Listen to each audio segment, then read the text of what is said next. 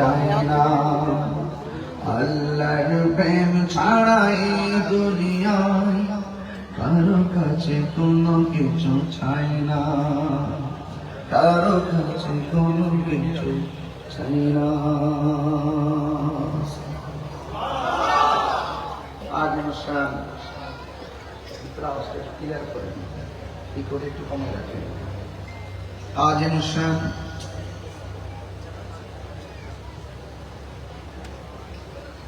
হাটহাজারী পৌরসভা ঐতিহাসিক রেললাইন চত্বর,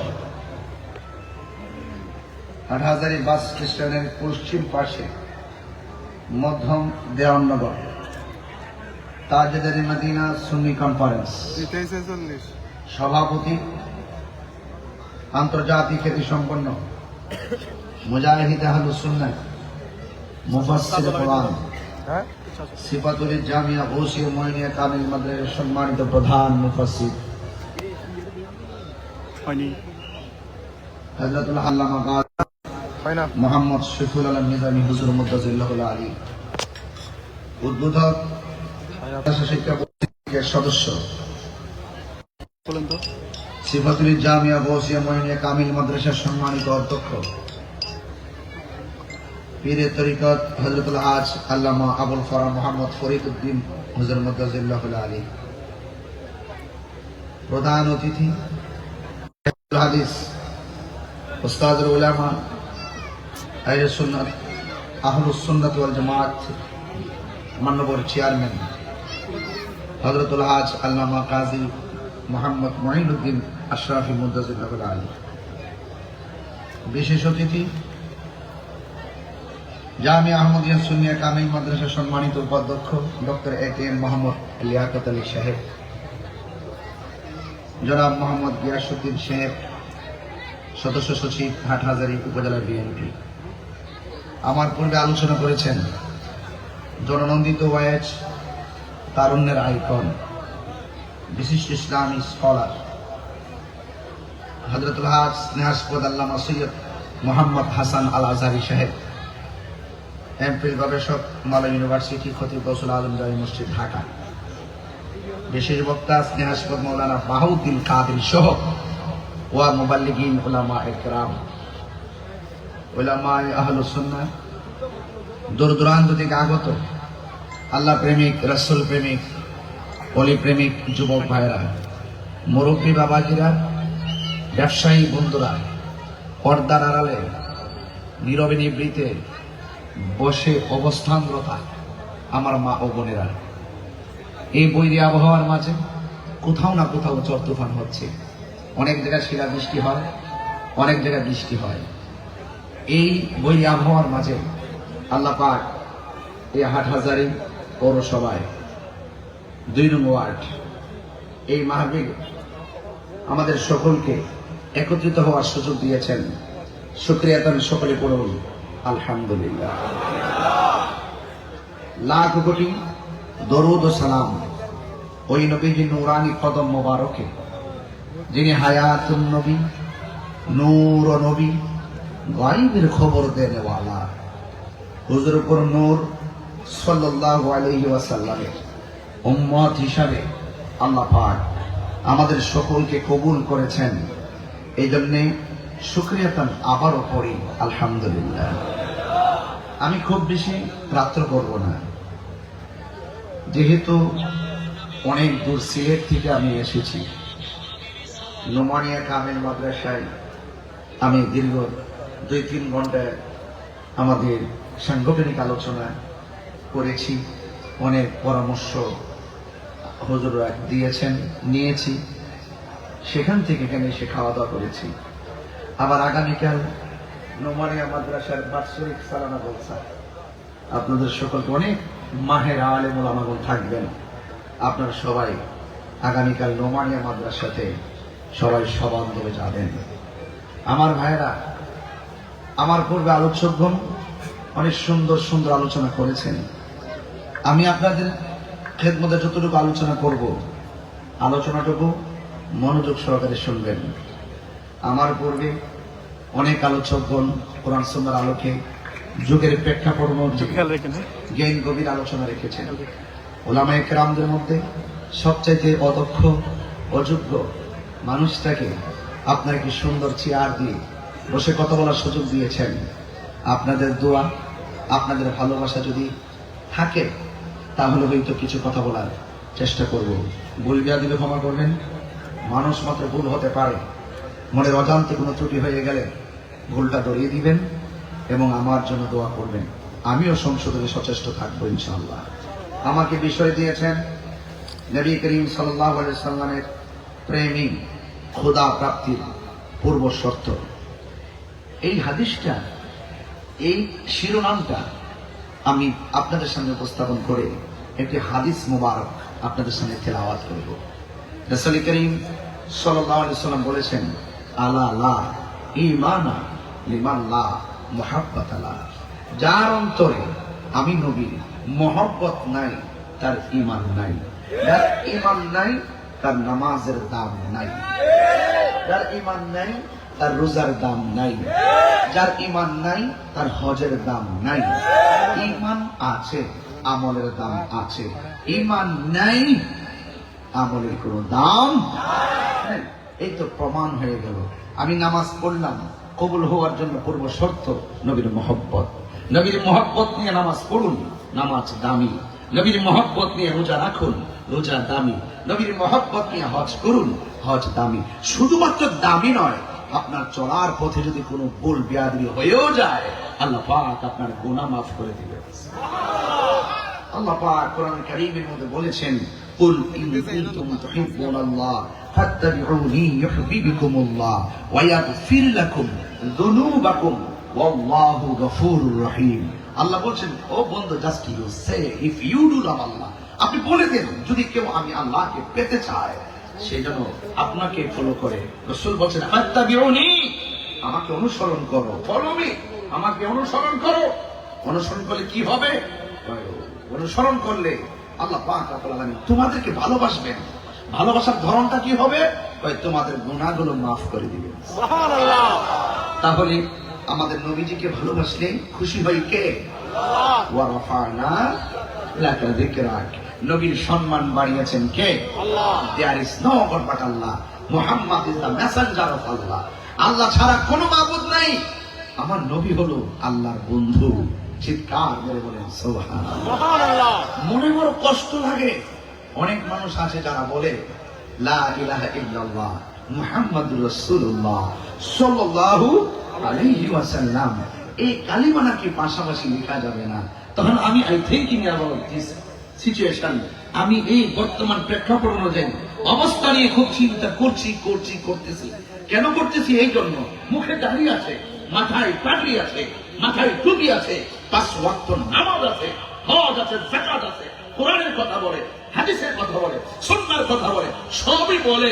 যখন বলে লা ইলাহা ইল্লাল্লাহ, পাশে মুহাম্মদ রাসূলুল্লাহ লেখা যাবে না, তখনই বুঝতে হয় যার অন্তরে নবী বিদ্বেষ আছে, যে নবী পাকের হাকিকত, নবী পাকের মহব্বত বোঝে না, না বুঝে বুঝে মানুষকে এই সমস্ত কথাগুলো বলে বলে বিভ্রান্ত করছে, তাদের কাছ থেকে আমাদেরকে সতর্ক থাকতে হবে। কথা কি পরিষ্কার? এই জন্য আমি বলতে চাচ্ছিলাম যে আল্লাহর হাবিব সাল্লাল্লাহু আলাইহি ওয়াসাল্লামকে মহব্বত করতে হবে। মহব্বতের ধরনটা কেমন হবে? আমি প্রায় মাহফিলে বলি, আগে মহব্বত তারপরে ইবাদত, আগে মহব্বত তারপরে ইবাদত। এই জন্য ইবাদত কবুলের পূর্ব শর্ত হলো আমার নবীর মহব্বত। ঠিক কিনা বলেন? খোদা প্রাপ্তির পূর্ব শর্ত আমার নবীর মহব্বত। এই জন্য মহব্বত নিয়ে আমল করলে, ইবাদত করলে, এই ইবাদতের তা কবুলের আশা করা যায়। চিৎকার মেরে কি সুবহানাল্লাহ বলবেন? তাহলে আমরা সুন্নি যারা আছি, আমরা যারা আছি, এই যে নবীর শান শুনলে আমাদের গায়ের ভিতরে একটা প্রেম জাগ্রত হয়ে যায়। আমরা কিছু চাই না, আমরা দুনিয়াদারি এগুলো আসতেছে যাইতেছে, যা আসে তাতে আলহামদুলিল্লাহ, নাকি?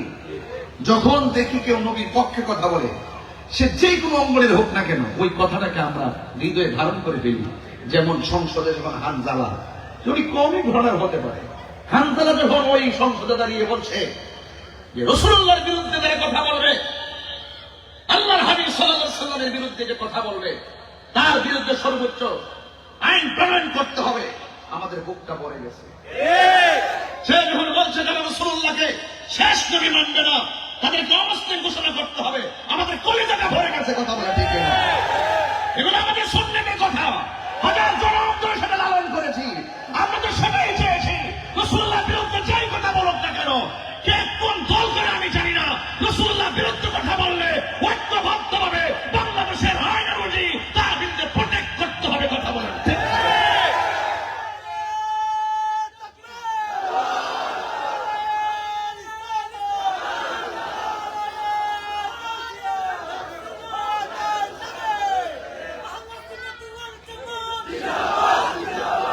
আমার ভাইরা,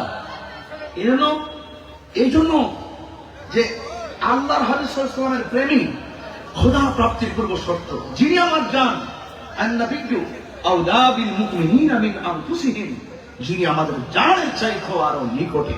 চিৎকার মেরে বলুন না সুবহানাল্লাহ। তো সেই নবীজিকে মহব্বত করতে এত অনীহা কেন? রাসূলুল্লাহর বিরুদ্ধে কথা বললে গায়ে লাগে না? যদি গায়ে না লাগে, তার মানে বুঝতে হবে আপনার ঈমান মরা।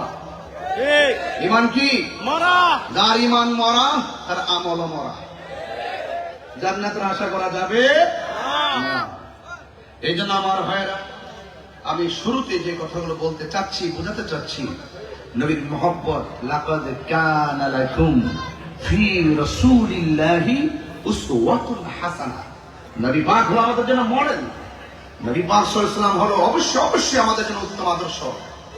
এই জন্য আজকে আল্লাহ পাক কোরআন কারীমে খুলে দেখুন, কত জায়গায় বলছে আকিমিস সালাতা লিদুলুকি শামসি ইলা গাসাকিল লাইলি ওয়া কুরআনাল ফাজর ইন্না কুরআনাল ফাজরি কানা মাশহুদা। নামাজের কথা বলা হয়েছে, যোহরের কথা বলা হয়েছে, আসরের কথা বলা হয়েছে, মাগরিবের কথা বলা হয়েছে। এত কিছু বলার পরও আমার যুবক ভাইরা, আপনাদেরকে অনুরোধ করে বলবো, আপনারা নামাজ পড়বেন, পড়ার মতো পড়েন। রোজা রাখবেন, রাখার মতো রাখুন। দেখেন নামাজ যে এত বড় ইবাদত, রাসূল বলছেন সল্লু কামা সল্লু সাদ সল্লু কামা রাআইতুমুনি উসাল্লি। তোমরা এমন ভাবে নামাজ পড়ো যেমন ভাবে আমি নবী নামাজ পড়ি। রাসূল হলো আল্লাহ দেখার আয়না। কথা বলুন ঠিক কিনা বলুন? নবীকে মানলেই আল্লাহকে মানা হবে। আরে এক আল্লাহকে তো সবাই মানে। আমি তো এখানে খাওয়া দাওয়া করতেছি না, এখানে অনেক হিন্দু বাড়ি আছে, আছে না? অনেক ধর্মের মানুষ এখানে আছে, আমরা তো শোনেন আপনারা। আমি জানি, আমি সম্প্রীতি নিয়ে কাজ করি। আমি যখন নির্বাচন করেছি, অনেক হিন্দুরা আমাকে ভোট দিয়েছে, অসংখ্য ভোট দিয়েছে। তারা অল্প সময়, মাত্র 1.5 মাস আমি নির্বাচন অংশগ্রহণ করেছেন। 1.5 মাসের ভিতরে আলহামদুলিল্লাহ যথেষ্ট সম্মান তারা করেছেন। তবে এতটুকু বলতে চাই, যে যে ধর্ম পালন করুন না কেন, সব ধর্মের মানুষ জানে একজন খালেক আছে, একজন খালেক আছে। তবে এতটুকু মনে রাখবেন, আল্লাহকে মানলেই যদি সব হয়ে যেত, আল্লাহকে জানলে যদি সব হয়ে যেত, তাহলে অন্যান্য ধর্মে যারা আছেন তারাও তো জানে। এরকম যুগে যুগে আদম ও সফিউল্লাহর আমল থেকে এই পর্যন্ত যুগে যুগে উম্মতের হেদায়েতের লক্ষ্যে, উম্মতের গাইডার হিসাবে যুগে প্রত্যেক পয়গম্বরকে পাঠিয়েছেন। যেই আমলে, যেই উম্মতের সময় যেই নবীকে পাঠিয়েছেন, সেই নবীর কথা, সেই নবীর কাজ, সেই নবীর আদর্শ গ্রহণ করা উম্মতের জন্য ফরজ। বুঝতে পেরেছেন? উম্মতের জন্য কি ফরজ। এই জন্য মানতে হবে। রাসূল কি নিয়ে এসেছেন? মা আতাকুমুর রাসূলু ফাখুযুহু ওয়া মা নাহাকুম আনহু ফান্তাহু। যা কল্যাণকর তা গ্রহণ করতে হবে, যা থেকে নিষেধ করেছেন তা থেকে আমাদেরকে দূরে থাকতে হবে। এই জন্য রাসূলুল্লাহকে মহব্বত করি, কিন্তু রাসূল যা বলছে তোমরা করো, সেগুলোকে করার নাম মহব্বত। আপনাকে মুখ দিয়ে বললে চলবে, কর্ম করতে হবে। কি করতে হবে? কর্ম করতে হবে। সাবধান, আপনি যাই করেন রাসূলুল্লাহর বিরুদ্ধে আপনি কথা বলতে পারবেন না। আল্লাহ রাব্বুল আলামিন বলেন, ওয়া রাফা'না লাকা যিকরাক। আমি আল্লাহ রাব্বুল আলামিন আমার বন্ধু নবীর সম্মানকে বুলন্দ করে দিয়েছি, বাড়িয়ে দিয়েছি। আমরা তো আমার নবীজিকে সচক্ষে দেখি নাই, সাহাবায়ে কেরাম আমার নবীকে সচক্ষু মোবারকে দেখেছেন। শুধুমাত্র চোখে দেখলে সাহাবী হওয়া যায় না, শুধুমাত্র চোখে দেখলে সাহাবী হওয়া যায় না। আবু জেহেল তো আমার নবীকে দেখেছেন, তিনি যে আল্লাহর হাবিব জেনেছেন, এরপর আবু জেহেল জাহান্নামের লাকড়ি। কারণটা কি? আবু জেহেল জানতেন আমার নবী আল্লাহর রাসূল, কিন্তু আমার নবীজিকে মানতেন না। নবী যা করত বলতেন, করতেন বলতেন, এটা করতেন না। নবীকে নবী হিসাবে জানতো কিন্তু মানত না। সিদ্দিক আকবর হযরত আবু বকর সিদ্দিক রাদিয়াল্লাহু তাআলা আনহু, তিনি শুধু জানতেনই না, বরং আমার নবীকে মেনেছেন, নবীজিকে দেখেছেন, নবীজির পেছনে নামাজ পড়েছেন, আমার নবীর উপরে ঈমান এনেছেন, সুখে দুঃখে পাশে থেকেছেন, প্রয়োজনে দিনের জন্য, হকের জন্য। আর সিদ্দিক আকবর তো এমন আকবর, যার আমলে মুসাইলামাতুল কাজ্জাব, ভণ্ড নবী দাবিদার, নিজেকে নবী দাবি করেছেন। তিনি নরম সাহাবী হলেও রাসূলুল্লাহ শানের উপর আঘাত করার পর আর ঘরে বসে থাকে নাই। সাহাবায়ে কেরামদেরকে নিয়ে মুসাইলামাতুল কাজ্জাবের বিরুদ্ধে ময়দানে তলোয়ার নিয়ে নেমে গেছে। এই জন্য খানকায় বসে থাকার নাম ইসলাম নয়, মাঝে মাঝে তলোয়ার নিয়ে নামতে হবে, মাঝে মাঝে দায়িত্বহীন কণ্ঠে মাঠে নামতে হবে। কেউ যখন ইসলামের বিরুদ্ধে কথা বলবে, কেউ যখন কোরআনের বিরুদ্ধে কথা বলবে, আল্লাহর হাবিবের বিরুদ্ধে কথা বলবে, আউলিয়া কেরামদের বিরুদ্ধে কথা বলবে, আপনার ঈমানি দায়িত্ব হলো, যদি আপনার তিনটা কন্ডিশন, এক নম্বর হলো হাত দিয়ে প্রতিহত করবেন, এক নম্বর বাধা দিবেন, দুই নম্বর হলো আপনি তাকে মানর আমিনকুম মুনকারন ফালিয়ুগাইরুহু বিয়াদিহি। এক নম্বর হলো মুখ দিয়া বাধা দিবা, এরপরে হাত দিয়া ধরবা, এরপরে যদি না পারো মনে মনে কাজটারে ঘৃণা করবা। জোরে কোন ঠিক না বেঠি? আর আপনার সামনে অনেক ঘটনা ঘটছে যেটা অন্যায়, অথচ আপনি বলেন না। বলতে হবে, এটা হলো ইসলাম। আপনাকে অন্যায় প্রতিবাদ করতে হবে। আপনি শুধু ঘরে বসে থাকলে চলবে না, খানকায় বসে থাকলেও চলবে না। শুধুমাত্র তাসবিহ দিবার নামে শুধু ইসলাম নয়, খানকায় বসবেন এটা ইসলাম, ধ্যান করবেন এটা ইসলাম, মুরাকাবা করবেন এটাও ইসলাম। আবার কেউ যখন আল্লাহর হাবিবের চাদর দরিদ্রদের চাদরকে টান দিবে, তার বিরুদ্ধে ময়দানে নেমে যাওয়ার নাম হলো ইসলাম। কথা বলে ঠিক কিনা? এটাকে আপনাকে মানতে হবে। এই জন্য আমার যুবক ভাইয়েরা, আমি বলতে চেয়েছি ওই কথা, সাহাবায়ে কেরাম আমার নবীর ভালোবেসেছেন, আবার আমার নবীর বিরুদ্ধে কেউ অবস্থান নিলে, আমার নবীর নেতৃত্বে আমার আল্লাহর হাবিবের সাহাবায়ে কেরাম যুদ্ধের ময়দানে নেমে গেছেন। এই জন্য আমার যুবক ভাইরা, আল্লাহর হাবিব সাল্লাল্লাহু তাআলা আলাইহি ওয়াসাল্লাম বলেছেন, মান সালিমাল মুসলিমুনা মিন লিসানিহি ওয়া ইয়াদিহি, যার হাত থেকে কেউ নিরাপদ না, যার জবানের কথা থেকে কেউ নিরাপদ না, সে কোনোদিন মুসলমান হতে পারে না। বন্ধুগণ, আল্লাহর হাবিব বলেছেন, লা ইউমিনু আহাদুকুম হাত্তা আকুনা আহাব্বা ইলাইহি মিন ওয়ালিদিহি ওয়া ওয়ালাদিহি ওয়ান নাসি আজমাইন। আল্লাহর হাবিব বলে, তোমাদের মধ্যে যারা আছো ঈমানদার হতে পারবে না যতক্ষণ পর্যন্ত বাবার চাইতে, মায়ের চাইতে, সন্তানের চাইতে, লাস্টে বলছেন ওয়ান নাসি আজমাইন, সব মানুষের চাইতে যতক্ষণ পর্যন্ত আমি নবীরে ভালোবাসবে না, ততক্ষণ পর্যন্ত তোমরা ঈমানদার হতে পারবে না। তাই ভালোবাসা কি জিনিস দেখছেন নি? এই ভালোবাসা যদি বুঝতে চান, সাহাবায়ে কেরামের ভালোবাসাটা অনুকরণ করা লাগবে। আলাইকুম বিসুন্নতি ওয়া সুন্নাতিল খুলাফায়ে রাশিদিন আল মাহদিয়িন। আমার নবীর পথ, সাহাবায়ে কেরামের পথ মতকে যারা অনুসরণ করবে তারাই হলো নাজাত প্রাপ্ত। এই জন্য নবীর সাহাবীরা তাদের জান মাল যা আছে সব কুরবানি করে দিয়ে আমার নবীর পিছনে তারা সব সময় থাকতেন।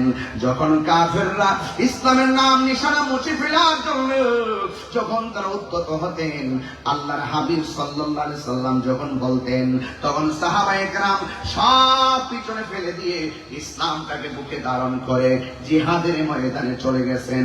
জিহাদের ময়দানে যাইয়া আমার নবী, আপনার নবী রাহমাতুল লিল আলামিন, তিনি যুদ্ধ করতেছেন।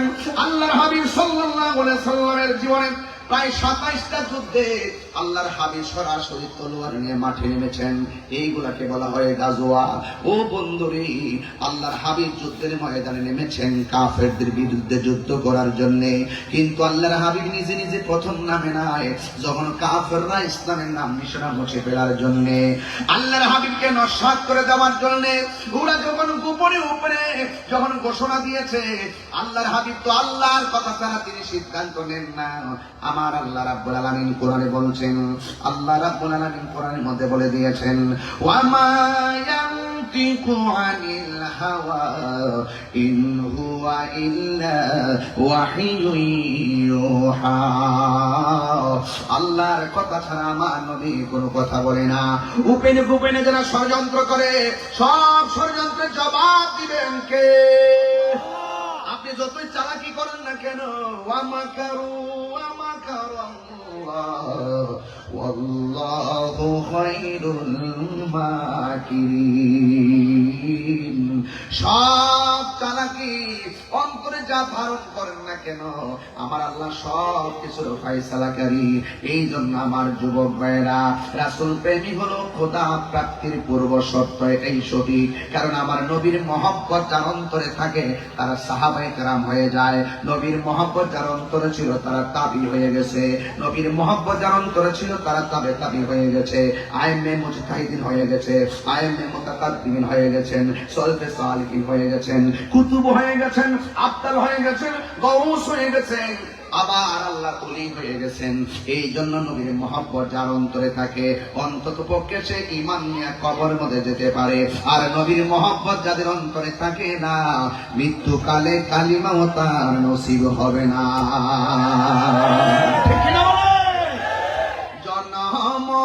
জনম যদি গাহি তোমার মহিমা গাওয়া শেষে হবে নাহি। জবান করে বলেন ইজ্জতের মালিককে, আর জোরে বলে ইজ্জতের মালিককে। আল্লাহ হলো রব্বুল আলামিন। সুবহানাল্লাহ কোন কেন? আল্লাহ হলো রব্বুল, আর আমার নবী হলো ওয়া মা আরসালনাকা ইল্লা রাহমাতাল লিল আলামিন।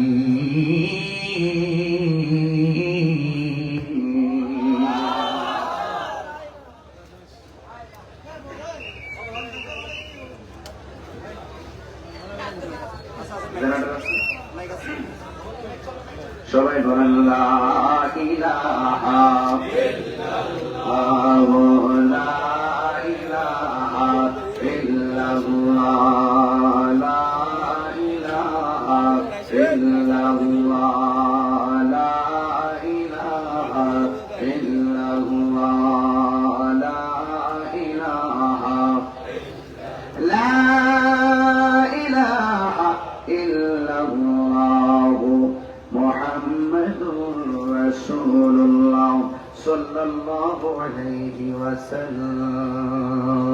সকলে বলি আলহামদুলিল্লাহ।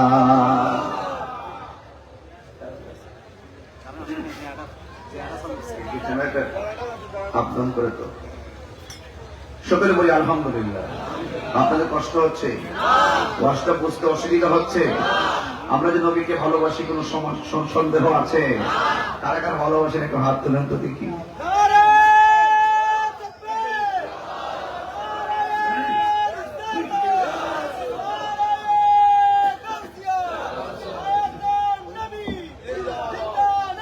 সকলে বলি আলহামদুলিল্লাহ। আমরা সবাই নবীরে ভালোবাসি, তাই না? আচ্ছা, যেই জবান দিয়ে বলি নবীরে ভালোবাসি, এই জবান দিয়ে কি মিথ্যা বলা যাবে? আরে কথা বলেন না, গরম লাগতেছে আপনাদের? বলুন, যে জবান দিয়ে বলি নবীকে ভালোবাসি, এই জবান দিয়ে কি সুদ খাওয়া যাবে? ঘুষ খাওয়া যাবে? এই জবান দিয়ে কি খারাপ কথা বলা যাবে? এই জবান দিয়ে কি মাকে কটু কথা বলা যাবে? বলি আল্লাহর বিরুদ্ধে কথা বলা যাবে? এই জবানটার দাম কম না বেশি? রাসূল বলেন জবানকে হেফাজত করতে হবে, এই হাতটাকে হেফাজত করতে হবে। কথা বলুন, ঠিক কিনা বলেন? আমরা নবীরে বলি ভালোবাসি, এখন মুখ দিয়ে যদি মন্দ কথা বলি, মুখ দিয়ে যদি বলি গালাগালি করি, তাইলে কি এটাকে হেফাজত হইল? জবানের হেফাজত হইল? এই জন্য জিহ্বাটাকে ঠিক রাখতে হবে। কথা কিন্তু বের হয়ে গেলে আর ফিরে আসে না। কথা বলেন ঠিক কিনা? কথা বের হয়ে গেলে ফিরে আসে না রে ভাই।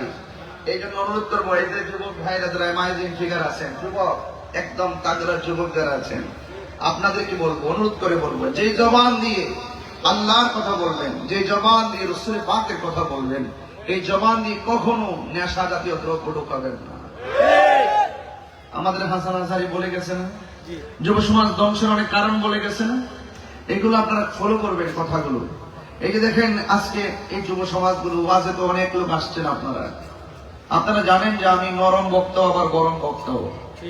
আমি যখন হক কথা বলি তখন কিন্তু জানেন না, তাকাই না, আমি যা বলি স্ট্রেট কথা বলি। যুবক আপনারা যেভাবে আজকে মাহফিলে আসছেন, ঠিক এইভাবে যদি মসজিদে যান আমি খুশি হব। আপনারা যেভাবে মাহফিলে এসে আমার সাথে কথা ঠাসঠাস বলতেছেন, আপনারা যদি এইভাবে যদি মাতককে না বলতে পারেন আমি খুশি হব। এটা রেল লাইন না? এই রেল লাইনের আশেপাশে হাইটা দেখবেন বহুত পোলাপান বৈশা বৈশা অনেক জন অপ্রীতিকর কাজে জড়িত হয়ে যায়, নেশা করে। আছে না নাই বলেন? এই নেশা কি করা যাবে? তো রাসূলের আদর্শ যারা ধারণ করে সে কি নেশা করে? সে কি ইয়াবা খায়? সে কি ফেন্সি খায়? সে কি গাঞ্জা খায়? এই যে পোলাপান গুলো দেখলে খুব কেমন কেমন যেন লাগে। খবরদার ছেলেরা, তোমাদের চেহারা থাকবে অনেক সুন্দর সুন্দর, অনেক সুন্দর থাকবে, কিন্তু আজকে আপনারা এসেছেন অন্তত মাথায় অন্তত টুপিটা পরে আসবেন, খেয়াল রাখবেন এগুলা। হয়তো আজকে রাস্তা থেকে আসছেন, হয়তো নিয়ে আসতে পারেন নাই, এটা পাতলা পাতলা টুপি করবেন, এই যে পকেটে ঢুকে রাখবেন। ওই যে আমার ভাই, এই যে কি পাতলা দেবে, এই ভাই সাহেব দেখেন, এই যে দেখেন কত সুন্দর যারা ছাত্রদের প্রেসিডেন্ট, এই যে দেখেন এই টুপিগুলো, এইগুলো কিনবেন। এগুলো কিন্তু দেখে থাকে এখন যেগুলো মোট আপনি পকেটে ঢুকে রাখতে পারেন, হয়তো পোলাপান মানুষগুলো দেখি যথেষ্ট, ঠিক না? আমি এই যে পকেটে ঢুকে রাখবেন টুপিটা, নিচে ঢুকে পকেটে রাখবেন। মাহফিল হচ্ছে, ঠাস করে মাহফিলে টুপিটা পরে চলে আসবেন। তো আপনি পড়তে আসছেন বাজারে, নামাজের টাইম হয়ে গেছে, পকেটে টুপিটা ফেলে মসজিদে ঢুকে যাবেন। আপনি যাচ্ছেন এক রাস্তা দিয়ে, একটা জানাজার নামাজ চলতেছে, হুট করে পকেট থেকে টুপিটা খুইলা আপনি নামাজে দাঁড়াই